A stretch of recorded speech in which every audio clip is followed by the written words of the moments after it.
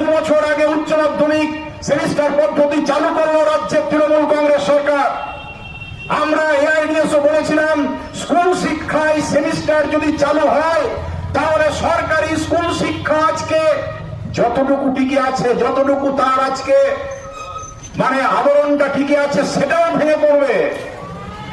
কিন্তু আমাদের কথাকে উপেক্ষা করেই, পশ্চিমবাংলার ছাত্র জনতার কথাকে উপেক্ষা করে এ রাজ্যে সেমিস্টার পদ্ধতি চালু হলো।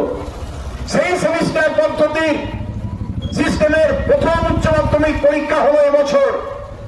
পরীক্ষার প্রথম দিন যখন ছাত্রছাত্রীরা পরীক্ষা দিয়ে বেরোচ্ছে, তখন সংবাদ মাধ্যমের প্রতিনিধিরা যখন সেই ছাত্রকে কিংবা ছাত্রীকে জিজ্ঞাসা করছে তোমরা প্রথম পরীক্ষা কেমন দিলে, বাস্তব অবস্থাটা ফুটে উঠেছে তাদের মধ্য দিয়ে।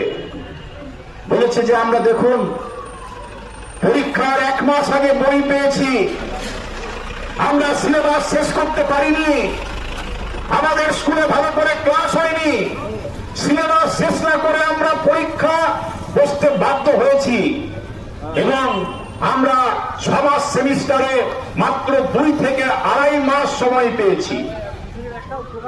গোটা পশ্চিমবাংলার লক্ষ লক্ষ উচ্চ মাধ্যমিক পরীক্ষার্থী তারা অত্যন্ত দিশেহারা অবস্থায়, অত্যন্ত মানসিক যন্ত্রণা নিয়ে তারা পরীক্ষায় বসেছে এবং তারা এই পরীক্ষা দিতে দিতেই তারা তাদের অভিমত, তাদের মতামত তারা ব্যক্ত করেছে। তারা বলেছে যে এই সেমিস্টার সিস্টেমের মধ্য দিয়ে আমরা শিখতে পারিনি। অভিভাবকরা বলেছে যে আমরা এই সেমিস্টার পদ্ধতিতে ছেলে মেয়েদেরকে পড়াতে গিয়ে দেখতে পাচ্ছি যে তারা কিছুই শিখতে পারছে না, তারা সিলেবাস শেষ না করেই পরীক্ষা দিতে হচ্ছে। কোথাও কোথাও 1 মাস আগে সেখানে বই পৌঁছেছে। বলুন তো, আপনারা যারা আমাদের কথা শুনছেন, আপনারা ভেবে দেখুন, জীবনের একটা দ্বিতীয় পরীক্ষায় তারা বসছে।